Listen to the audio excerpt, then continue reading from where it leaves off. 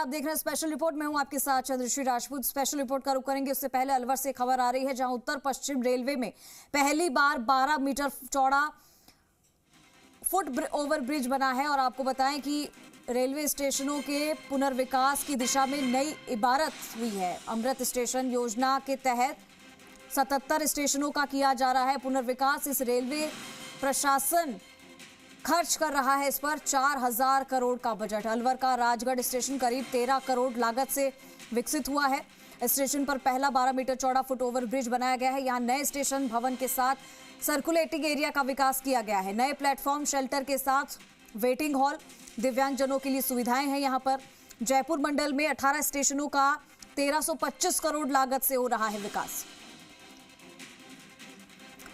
तो देखिए यहाँ पर अलवर से खबर है, उत्तर पश्चिम रेलवे में पहली बार 12 मीटर चौड़ा फुट ओवर ब्रिज बनाया जा रहा है। रेलवे स्टेशनों के पुनर्विकास की दिशा में ये नई इबारत लिखी गई है। अमृत स्टेशन योजना के तहत यहाँ 77 स्टेशनों का पुनर्विकास किया जा रहा है और इस पर रेलवे प्रशासन 4000 करोड़ रुपए का बजट दे चुका है। अलवर का राजगढ़ स्टेशन करीब 13 करोड़ लागत से विकसित हुआ है। काशीराम हमारे साथ अलवर से लाइव जुड़ गए हैं, सीधा रुख करेंगे।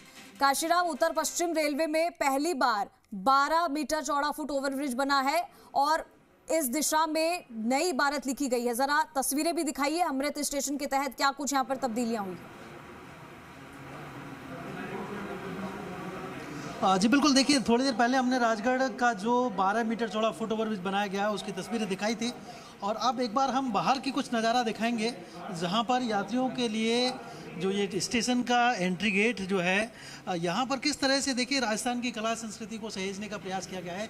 यहाँ पर चित्रकारी की गई है, राजगढ़ का जो स्थानीय किला है उसको दर्शाया गया है।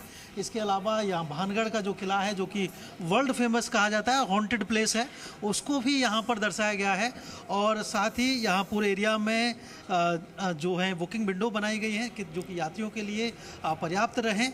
बाहर जो पूरा सर्कुलेटिंग एरिया है उसका भी यहाँ पर आप देख सकते हैं कि सर्कुलेटिंग एरिया डेवलप किया गया है। यात्री जब आए, उनके परिजन अगर उनको साथ लेकर आते हैं तो वो इसमें पोर्च में उनको छोड़ सकें, पिक एंड ड्रॉप कर सकें, उसकी भी पूरी सुविधा यहाँ पर की गई है। रेलवे प्रशासन की तरफ से इस तरह से जो डेवलपमेंट किया जा रहा है नए सिरे से स्टेशनों का, वो अपने आप में काफ़ी यूनिक है।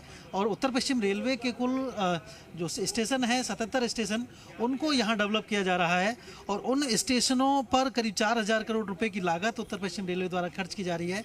अगर हम इस राजगढ़ के स्टेशन की ही बात करते हैं तो ये यहाँ के आसपास के करीब 50 के आसपास के गाँवों को जोड़ेगा। यहाँ पर बड़ी ट्रेनों का ठहराव करने की भी रेलवे की प्लानिंग है और जो प्रमुख ट्रेनें हैं उनका ठहराव रहेगा यहाँ पर। रेलवे प्रशासन ने करीब 13 करोड़ रुपए लागत इस पर खर्च की है और इस राजगढ़ स्टेशन को विकसित कर दिया है, नए सिरे से इसे विकसित किया गया है। लाल पत्थर जो लगाया गया है ये धौलपुर का स्टोन है, जिसको कि इस पूरी बिल्डिंग में काम में लिया गया है और एक नई तस्वीर यहाँ पर जो यात्री हैं उनको नज़र आएगी। तो किस तरह से पूरे विकसित किया गया है इस स्टेशन को, वो हम एक बार फिर जानेंगे। हमारे उत्तर पश्चिम रेलवे के जो मुख्य जनसंपर्क अधिकारी हैं कैप्टन शशि किरण, उनके साथ जुड़ेंगे।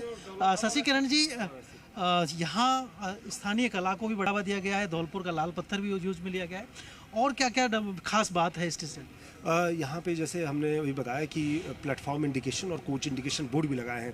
जैसे कोई भी यात्री अगर आ रहा है स्टेशन पर तो उसको जो है ये इंटर करते ही साथ में उनको दिखेगा कि हाँ मेरी ट्रेन जो है कौन सा प्लेटफॉर्म पे आ रही है, और जब वो प्लेटफॉर्म पे पहुँचते हैं तो प्लेटफॉर्म पर कौन से कोच उनका जो है उसका लोकेशन क्या रहेगा वो भी सुव्यवस्थित तरीके से बताया। आमतौर पर छोटे स्टेशनों पर वेटिंग हॉल की कमी रहती है, आज यहाँ वेटिंग हॉल भी बनाया गया। यस, यहाँ पे 225 स्क्वायर मीटर एरिया का हमने एक नया वेटिंग हॉल डेवलप किया है, जिसमें कि हमने उसको एयर कंडीशन करके जो है और फर्नीचर्स वगैरह सब लगा रहे हैं, ताकि जो है यात्री अगर समय से पहले आते हैं या कुछ समय बाद उनको जाना है तो वहाँ पे वेटिंग हॉल में इसका ध्यान रख सकते हैं। तो ये जो मूलभूत सुविधाएँ थी जो कि पहले मिसिंग थी या जो पहले अब यात्री भार चूँकि बढ़ रहा है तो वो को ध्यान में रखते हुए हम ये स्टेशन पे ये सुविधा विकसित ये सर्कुलेटिंग एरिया पहले भी इतना बड़ा था या इसमें कुछ बदलाव किए? नहीं, सर्कुलेटिंग एरिया का काफ़ी बड़ा विस्तार किया गया है। सेपरेट एंट्री एग्जिट पहले भी हुआ करती थी, लेकिन रास्ता बहुत ही अव्यवस्थित रहता था और लोग उसी से वापस ही चले जाते थे। अब व्यवस्थित तरीके से एंट्री गेट और एग्जिट गेट बनाए गए हैं ताकि आए।